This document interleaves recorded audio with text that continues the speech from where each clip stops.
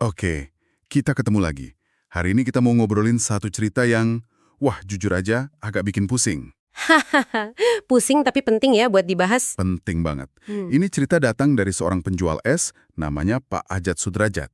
Dia tiba-tiba viral gara-gara sebuah insiden yang cukup menggemparkan. Mm-mm. Sumber kita kali ini tuh transkrip lengkap dari percakapan Pak Ajat sama Deddy Mulyadi. Yang di video itu kan dia nyamar jadi Haji Udin ya. Iya. Misi kita sekarang nih, kita akan coba kupas tuntas cerita Pak Ajat ini, lapis demi lapis. Mulai dari tuduhan espon yang bikin heboh itu, Nah, terus kisah hidupnya yang ternyata luar biasa sulit, sampai ke alur ceritanya yang, ya terus terang, banyak loncat-loncatnya. Kita coba pahami apa sih yang sebenarnya terjadi dari sudut pandang dia. cerita ini kan menarik sekali ya, karena seperti laboratorium kecil gitu loh. Maksudnya? Ini nunjukin betapa liarnya sebuah narasi di media sosial. Satu video muncul, langsung ada tuduhan serius. Simpati publik langsung mengalir deras. Betul. Terus ada pengakuan pribadi yang kadang membingungkan, dan diakhiri dengan aksi filantropi besar-besaran. Semuanya terjadi dalam hitungan jam. Cepat sekali prosesnya. Oke, mari kita mulai dari pemicunya dulu deh. Apa sih yang bikin Pak Ajat ini viral? Tuduhan espon itu kan. Nah, itu dia. Ini semua berawal dari tuduhan kalau es kue yang dia jual itu bahannya bukan dari bahan makanan, tapi dari spon atau busa. Gila ya? Itu tuduhan paling horor sih buat pedagang kecil, apalagi yang jualannya ke anak-anak sekolah. Iya kan? Sangat horor. Dan yang membuat tuduhan ini meledak adalah bukti visualnya. Di video awal yang viral itu, ada adegan esnya dibakar. Oh, yang dibakar itu ya? Iya, dan bukannya mencair seperti es pada umumnya, tapi malah meleleh. Kayak plastik yang kebakar. Terus waktu diremes juga katanya nggak hancur ya? Betul, nggak hancur, malah balik lagi ke bentuk semula. Persis kayak spon. Nah, itu dia. Visual seperti itu kan langsung masuk ke otak dan bikin panik, terutama para orang tua. Jelas, Nggak perlu nunggu hasil lab, orang sudah langsung menyimpulkan, wah ini bahaya. tepat. Api ketemu sesuatu yang kelihatannya seperti plastik di era media sosial, itu sudah jadi vonis. Mm-mm. Kekuatan visual itu luar biasa dalam membentuk opini publik dalam sekejap, seringkali tanpa kita tahu konteks lengkapnya. Tapi, nah, disinilah cerita mulai bercabang. Oke. Dalam percakapan panjang dengan Deddy Mulyadi ini, Pak Ajat memberikan versinya sendiri. Dia bilang bahan-bahannya itu cuma Kigo Aren, sejenis gula aren. Oh, gula aren. Iya, sama pewarna makanan merekcap kupu-kupu. Dari sini kita langsung punya dua narasi yang bertabrakan. Es spon berbahaya versus es gula aren sederhana. Oke, jadi ada dua versi cerita soal esnya. Sekarang, mari kita kenalan lebih dalam sama tokoh utamanya. Siapa sih sebenarnya Pak Ajat Sudrajat ini? Profilnya unik ya dari transkrip itu. Unik banget. Usianya 50 tahun. Bilangnya dari Citayam, tapi lahirnya di Mangga Besar, Jakarta. Terus ada satu klaim yang bikin saya senyum sendiri. Haha, yang mantan pemain Persib itu kan? Betul, ngaku mantan pemain Persib. Ya, detail itu menambah warna tersendiri ya. Tapi di balik klaim-klaim uniknya itu, ada realitas hidup yang sangat keras. Iya, ini bagian yang paling memukul. Coba Anda bayangkan, dia ngontrak rumah biayanya Rp850.000 per bulan. Sementara penghasilan dia dari jualan es keliling itu sehari cuma dapat sekitar Rp20.000–30.000. Wah. Dia bilang sendiri, itu cuma cukup buat makan. Belum lagi kalau musim hujan, dia bilang ekonomi lemah. Punya anak 5 pula ya. Punya anak 5, satu masih SD, kondisinya benar-benar terjepit. Dan tekanan ekonomi yang konstan ini sepertinya sangat mempengaruhi cara dia memandang dunia. Coba perhatikan deh momen-momen saat dia ditanya hal-hal yang mendasar. Oh, yang soal NU itu ya? Nah itu, dia ngaku orang NU, tapi waktu ditanya singkatannya apa, dia nggak tahu. Dia juga nggak tahu siapa gubernur Jawa Barat. Bahkan soal wilayah rumahnya sendiri, bingung ya, antara Bogor sama Depok. Iya kan? Waktu ditanya rumahnya di Citayam itu masuk Bogor atau Depok, dia bingung. Benar. Itu yang membuat ceritanya jadi berlapis. Di satu sisi kita kasihan, tapi di sisi lain kita juga bingung dengan jawaban-jawabannya. Dia juga sempat cerita soal rumah orang tuanya di Mangga Besar yang dulu dijual 15 juta. Dan dia cuma kebagian 200.000. Kisah-kisah kecil seperti ini ngasih gambaran betapa rumit hidupnya. Tepat sekali. Kalau kita lihat dari kacamata psikologi sosial, kebingungan dia menjawab pertanyaan-pertanyaan umum itu bukan berarti dia bohong atau bodoh loh. Terus apa dong? Bisa jadi, itu cerminan dari kondisi di mana seluruh energi mental dan fokusnya hanya tercurah untuk satu hal. Bagaimana caranya bertahan hidup hari ini dan besok. Oh, masuk akal. Isu seperti administrasi daerah atau nama pejabat itu jadi semacam kemewahan informasi yang gak relevan bagi perjuangan hariannya. Ini juga menyorot betapa hentannya posisi orang seperti dia, rentan dieksploitasi, dan saat krisis datang, sangat bergantung pada belas kasihan orang lain. Oke, jadi kita tahu latar belakang ekonominya yang berat, dan bagaimana itu mungkin mempengaruhi cara berpikirnya.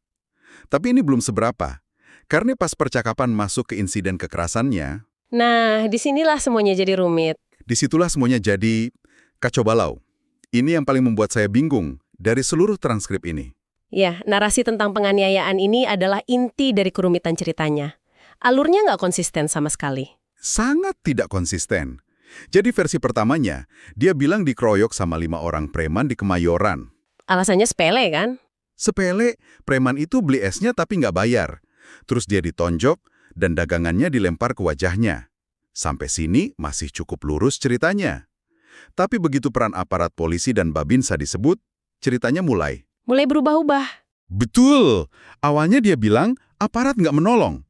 Tapi nggak lama kemudian, dia bilang aparat datang dan preman-preman itu langsung kabur.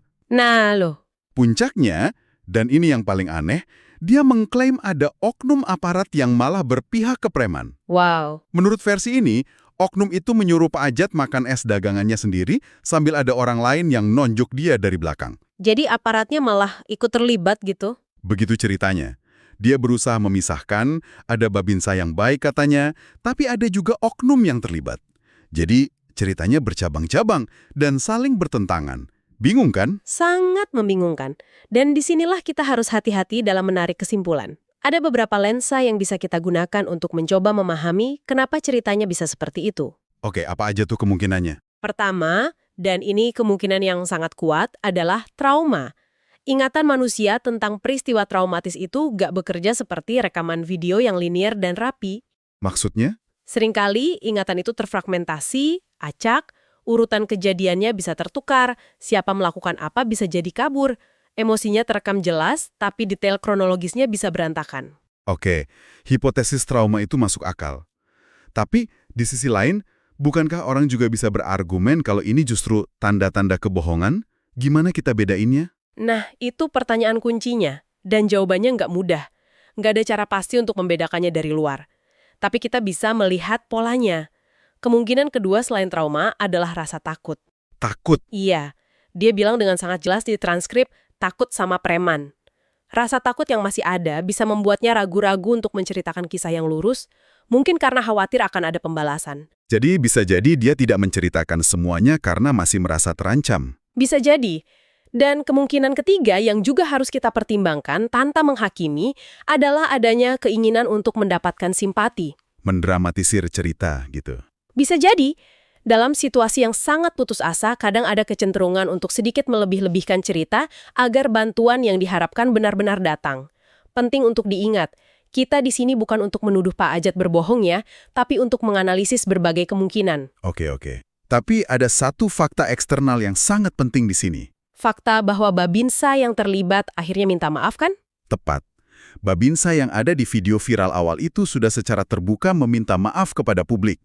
Permintaan maaf itu terlepas dari versi cerita Pak Ajat mana yang 100% akurat. Itu adalah pengakuan ya. Itu sebuah pengakuan bahwa sesuatu yang tidak pantas memang telah terjadi dari pihak mereka. Entah itu perlakuan yang berlebihan, salah prosedur, atau apapun.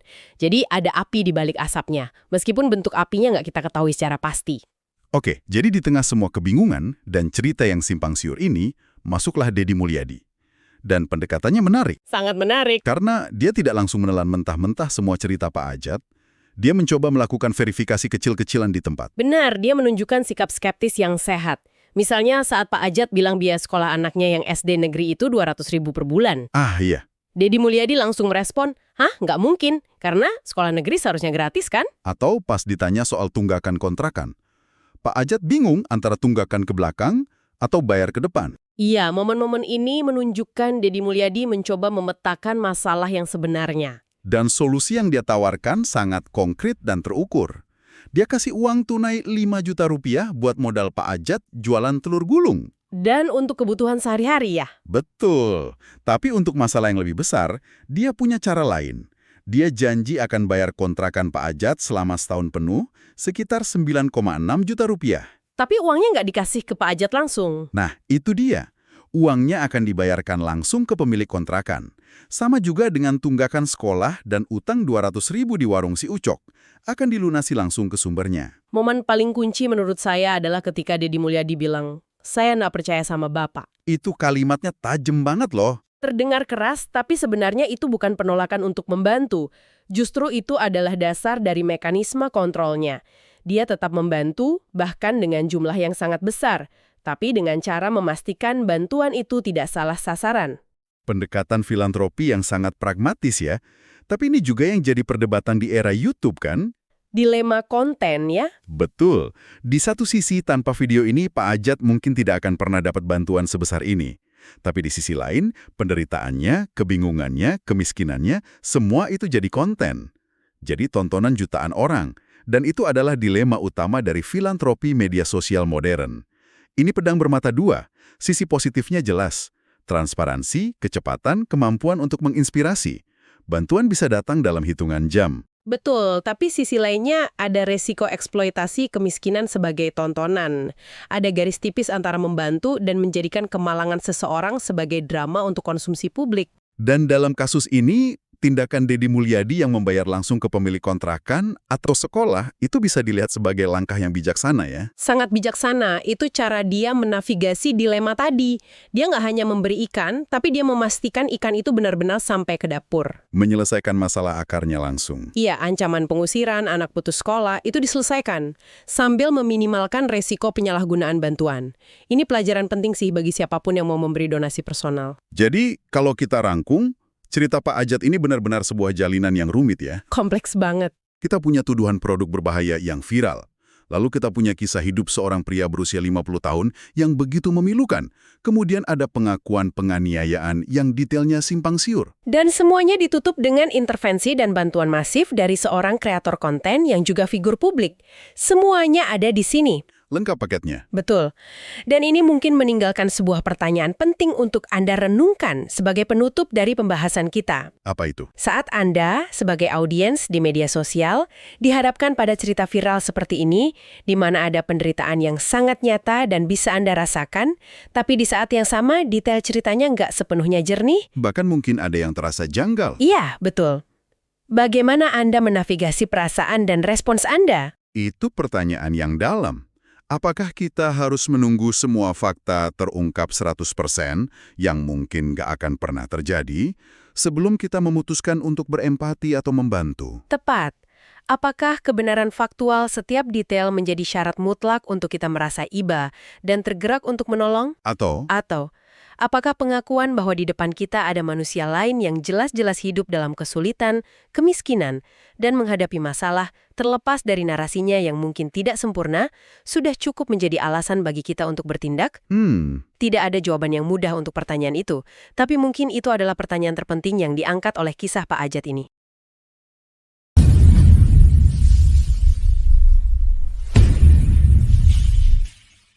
Selamat datang di Saling Silang Pikiran. Hari ini kita akan menyelami sebuah cerita yang datang dari kehidupan jalanan Jakarta. Ini sebuah narasi yang menurut saya sangat kompleks dan penuh tanda tanya. Sumbernya adalah kesaksian seorang penjual es kue bernama Ajat Sudrajat. Betul. Inti dari materi ini kan klaim Pak Ajat bahwa ia dianiaya di Kemayoran. Jadi dia dituduh menjual es berbahaya yang terbuat dari spons. Terus menurut dia dagangannya dihancurkan oleh sekelompok preman. Dan dalam beberapa versi ceritanya ada juga keterlibatan oknum aparat keamanan. Nah, pertanyaan sentral yang akan kita bedah hari ini adalah, apakah kita sedang melihat seorang korban penganiayaan yang jelas, di mana segala inkonsistensi dan kebingungan dalam ceritanya itu bisa kita maklumi sebagai dampak dari trauma dan ketakutan yang mendalam. Sehingga pada akhirnya meruntuhkan kredibilitas dari klaim utamanya itu sendiri. Saya pribadi berpandangan bahwa Pak Ajat ini adalah korban yang kisahnya, meskipun mungkin berantakan, menunjukkan sebuah penderitaan yang nyata dan otentik. Sementara saya akan melihat dari sudut pandang yang berbeda, di mana pola inkonsistensi yang parah dalam ceritanya ini menimbulkan keraguan yang sangat besar atas kebenaran faktual dari peristiwa yang ia laporkan. Oke, mari kita mulai. Bagi saya, kalau kita mau memahami cerita ini, kita harus fokus pada elemen inti dari pengalaman Pak Ajat. Gini, dia seorang tebagan kecil, lalu dagangannya, satu-satunya sumber penghidupannya, dihancurkan. Dia dipermalukan di depan umum, dan yang paling penting, dia mengaku mengalami kekerasan fisik. Dia secara konsisten, di beberapa kesempatan, bilang kalau dia ditonjok oleh preman. Rasa takutnya itu terasa sekali kan? Dia bilang khawatir akan dikeroyok lagi kalau kembali berdagang di sana. Itu adalah emosi yang menurut saya sulit dipalsukan. Saya paham poin soal emosi itu dan saya setuju penderitaannya terlihat nyata. Tapi simpati tidak bisa membuat kita buta terhadap fakta. Dan faktanya cerita ini berubah secara fundamental pada poin-poin krusial. Mari kita ambil satu contoh paling dasar. Siapa pelakunya? Awalnya dia bilang preman. Oke, satu versi. Kemudian ceritanya berkembang menjadi dia dikeroyok oleh 5 orang. Versi kedua. Lalu di titik lain, dia mengklaim ada 2 oknum aparat yang justru belain preman. Ini 3 skenario yang sama sekali berbeda. Ini bukan lagi soal detail kecil yang kabur kan, ini adalah perubahan plot utama. Saya justru melihatnya sebaliknya. Perubahan itu tidak aneh. Coba bayangkan situasinya. Anda seorang pedagang kecil, tiba-tiba didatangi preman, suasana tegang, lalu muncul orang berseragam. Bagi orang biasa seperti Pak Ajat, itu adalah situasi yang sangat kacau dan mengintimidasi. Fokus ingatan dia mungkin hanya satu. Dia dipukul. Siapa yang memukul, siapa yang menonton, siapa yang membela, semua itu bisa jadi kabur dalam kepanikan. Dia secara konsisten menyebut preman sebagai sumber kekerasan fisik utamanya. Kebingungannya soal peran aparat justru menunjukkan betapa kacaunya situasi itu, bukan berarti dia mengarang. Tunggu dulu, saya rasa kita perlu membedakan antara ingatan yang kabur dengan narasi yang berevolusi. Di awal wawancara, kronologinya cukup sederhana. Dia didatangi preman, lalu polisi datang kemudian. Tapi beberapa saat kemudian, ceritanya menjadi jauh lebih dramatis. Dia bilang dia ditonjok oleh 5 orang dari belakang, sementara seorang oknum aparat di depannya memaksa dia makan es. Bagaimana Anda menjelaskan lompatan narasi sebesar itu dengan argumen trauma? Perbedaan antara dilempar es oleh satu preman dengan dikeroyok 5 orang sementara aparat ikut menekan, itu bukan detil. Itu adalah perbedaan fundamental. Seseorang tidak mungkin lupa apakah dia diserang 1 orang atau 5 orang. Justru mungkin. Psikologi trauma itu menunjukkan bahwa ingatan tentang peristiwa mengerikan tidak tersimpan secara linier seperti film. Ingatannya bisa terfragmentasi. Dia mungkin mengingat rasa sakit pukulan di punggung dan dia mengingat penghinaan saat dipaksa makan es. Otaknya, dalam upaya menceritakan kembali, mungkin mencoba menyatukan kepingan-kepingan memori itu. Jadi yang muncul bukan kebohongan, tapi rekonstruksi ingatan yang tidak sempurna. Dia mengingat emosinya, rasa sakit, takut, malu, secara akurat, tapi urutan dan pelakunya bisa tercampur aduk. Oke, saya terima argumen soal memori trauma yang terfragmentasi. Mari kita uji hipotesis itu. Kalau memang trauma kekerasan adalah penyebab inkonsistensi ini, seharusnya polanya hanya muncul saat dia membahas kejadian pemukulan itu kan? Tapi anehnya pola inkonsistensi yang sama persis muncul lagi saat dia bicara soal kondisi keuangannya. Di situ seharusnya tidak ada trauma kekerasan yang mempengaruhi ingatannya. Nah ini yang membuat saya berpikir masalahnya bukan di trauma, tapi pada cara dia membangun narasi secara umum. Nah, mari kita masuk ke sana. Saya setuju ada inkonsistensi, tapi saya membacanya secara berbeda. Kesulitan ekonomi Pak Ajat itu nyata dan ya tidak terbantahkan. Pendapatannya cuma 20-30 ribu rupiah sehari, dia punya 5 anak, kontrakannya 850 ribu sebulan. Tekanan hidupnya luar biasa kan? Jadi ketika dia bingung menjelaskan tunggakan sekolah apakah 200 ribu per bulan atau totalnya 5 juta, atau soal tunggakan kontrakan, itu bukan tanda dia pembohong. Itu adalah cerminan kepanikan dan keputusasaan. Bagi orang yang pikirannya kalut karena tidak tahu besok makan apa, angka-angka itu bisa jadi kabur. Ini potret orang yang sedang stres berat. Maaf, tapi saya tidak setuju dengan itu. Mari kita lihat lebih detail. Dia mengklaim anaknya sekolah di SD negeri, tapi harus bayar SPP 200 ribu per bulan. Kita tahu di Indonesia, pendidikan dasar di sekolah negeri itu gratis. Itu klaim yang sangat janggal. Saat ditanya lebih lanjut, dia bahkan tidak bisa menyebutkan nama sekolah anaknya. Lalu soal kontrakan. Dia bilang menunggak 4 bulan. Tapi ketika didesak untuk klarifikasi apakah itu tunggakan 4 bulan ke belakang, dia malah menjawab ke depan. Secara logika, itu artinya dia tidak punya tunggakan sama sekali. Ini bukan lagi soal bingung karena panik. Ini menunjukkan sebuah pola. Ketika ditekan untuk memberikan detail, dia memberikan jawaban yang tidak logis atau tidak konsisten. Bisa jadi itu karena rasa malu. Dia tidak ingin terlihat lebih menyedihkan di depan kamera. Mungkin dia tidak benar-benar menunggak. Tapi dia ingin menunjukkan betapa beratnya beban hidupnya. Ketidakmampuannya memberi detail yang lurus soal keuangan bisa jadi mekanisme pertahanan diri. Tapi, kalaupun kita anggap narasi keuangannya bermasalah, mari kita kembali ke pemicu utama dari semua ini. Tuduhan es palsu dan momen penghinaan yang dialami. Disitulah inti penderitaannya, terlepas dari apakah detail lain akurat atau tidak. Bagaimana bisa kita memisahkan itu? Justru pola yang muncul di cerita keuangan ini yang memperkuat keraguan saya pada cerita penganiayaannya. Kalau dia tidak bisa konsisten soal fakta paling dasar dalam hidupnya, sekolah anak, tunggakan rumah, bagaimana kita bisa 100% percaya pada detail yang jauh lebih kompleks dan kacau dari sebuah peristiwa kekerasan? Kredibilitas itu tidak bisa dipisah-pisah, kan? Sekali sebuah pola inkonsistensi yang parah muncul, itu akan menulari keseluruhan narasinya. Oke, saya akui ada masalah di sana. Tapi coba lihat dari sudut ini. Inti dari trauma yang dialami adalah saat mata pencahariannya, es kue yang dia buat dengan tangannya sendiri, dihancurkan dan dibakar di depan umum untuk membuktikan bahwa itu palsu. Bayangkan penghinaannya. Terlepas dari siapa yang melakukannya, tindakan itu adalah perundungan yang brutal. Dan Pak Ajat secara konsisten membela produknya. Dia menjelaskan bahannya sagu aren dan pewarna makanan cap kupu-kupu yang legal. Dia tahu dia tidak salah. Saya setuju bahwa jika itu terjadi, itu adalah tindakan yang mengerikan. Tapi lagi-lagi, siapa yang melakukan itu? Dan bagaimana peran aparat di dalamnya? Disinilah menurut saya ceritanya benar-benar runtuh. Pak Ajat memberikan setidaknya 3 versi peran aparat yang saling meniadakan satu sama lain. Mari kita urutkan. Coba jelaskan. Versi pertama, dia bilang, kata anggota polisi S asli, kata Babinse S asli. Ini menyeratkan mereka ada di pihaknya, membelanya dari tuduhan massa atau preman.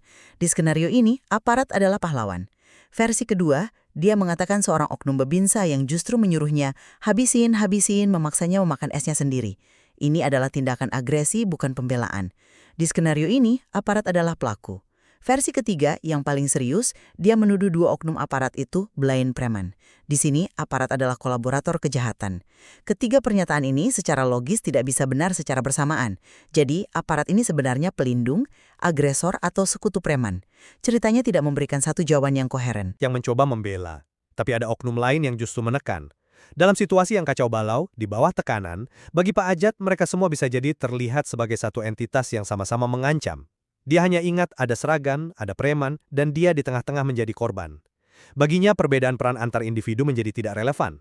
Yang relevan adalah dia merasa tidak berdaya di hadapan orang-orang yang lebih berkuasa, entah itu preman atau aparat. Saya hargai upaya untuk merekonsiliasi kontradiksi itu, tapi itu adalah spekulasi dari kita. Itu adalah upaya kita untuk membuat ceritanya masuk akal. Padahal, data yang kita punya dari sumbernya langsung adalah 3 narasi yang saling bertentangan secara fundamental. Kita tidak bisa begitu saja memilih salah satu versi yang paling kita sukai. Sebagai analis, kita harus melihatnya sebagai keruntuhan narasi. Ketika fondasi cerita soal peran aparat ini goyah, maka seluruh bangunan cerita penganiayaan itu juga ikut goyah. Tapi ada satu hal yang tidak goyah. Klaimnya bahwa dia mengalami sakit fisik. Ingat saat dia menunjuk ke tubuhnya dan berkata, "Masih sakit ya Pak? Nih masih." Itu adalah gestur dan pernyataan yang terasa sangat otentik. Terlepas dari detail yang kabur, kita dihadapkan pada seorang pria dalam kesulitan yang jelas-jelas mengalami peristiwa traumatis. Penghinaan publik terhadap dagangannya dan klaim kekerasan fisik itu adalah inti ceritanya yang tidak pernah berubah. Mungkin dia mencampurkan peran orang, mungkin dia salah mengingat urutan kejadian, tapi rasa sakit, penghinaan, dan kerugian ekonomi yang dia rasakan itu nyata. Saya tidak menyangkal bahwa hidupnya sulit atau dia mungkin merasakan sakit. Pertanyaannya adalah, apakah rasa sakit itu berasal dari peristiwa spesifik yang dia ceritakan? Situasi Pak Ajat memang memprihatinkan dan layak mendapat simpati. Tapi kontradiksi yang berulang dan signifikan dalam narasinya tidak bisa kita abaikan begitu saja demi empati. Kita harus memisahkan antara kesulitan hidup yang nyata yang jelas dia alami dengan klaim sebuah peristiwa spesifik yang mungkin saja telah dibesar-besarkan, salah diingat, atau bahkan tidak akurat. Mengabaikan inkonsistensi sebesar ini justru tidak adil bagi upaya pencarian kebenaran. Pada akhirnya buat saya, di balik semua kabut kebingungan dan narasi yang tidak sempurna ini, ada penderitaan yang otentik. Kita melihat seorang pria yang ketakutan, kesakitan, terhina, dan kehilangan mata pencahariannya. Mungkin kita tidak akan pernah tahu 100% detailnya seperti apa, tapi penderitaannya itu sebuah fakta yang tidak bisa dibantah. Kita harus mendekati kesaksiannya dengan pemahaman bahwa trauma memang bisa merusak ingatan. Dan bagi saya, sementara penderitaannya nyata, cerita spesifik yang dia sampaikan memiliki masalah kredibilitas yang sangat serius. Pola kontradiksi ini terjadi di setiap aspek ceritanya. Siapa pelakunya, apa pemicunya, bagaimana peran aparat, hingga detail keuangannya. Sikap kritis diperlukan di sini. Pertanyaan yang tersisa bukanlah apakah dia menderita, karena jawabannya jelas iya. Pertanyaannya adalah, apakah peristiwa penganiayaan yang dia laporkan itu benar-benar terjadi seperti yang dia ceritakan? Dan di situ menurut saya, buktinya sangat lemah. Kisah Pak Ajat ini memang meninggalkan kita di sebuah persimpangan yang rumit. Ini adalah pengingat bahwa kebenaran dalam kesaksian manusia seringkali tidak hitam putih, tidak sesederhana yang kita bayangkan. Tepat sekali. Dan ini yang menarik. Penderitaan yang tulus ternyata bisa hidup berdampingan dengan narasi yang tidak bisa diandalkan. Ini memaksa kita untuk memikirkan kembali bagaimana cara terbaik untuk memahami dan merespon cerita-cerita seperti ini yang muncul dari masyarakat. Ini bukan sekedar soal percaya atau tidak percaya, tapi soal bagaimana kita menavigasi kompleksitas kebenaran manusia. Jelas masih banyak yang bisa kita gali dari materi ini.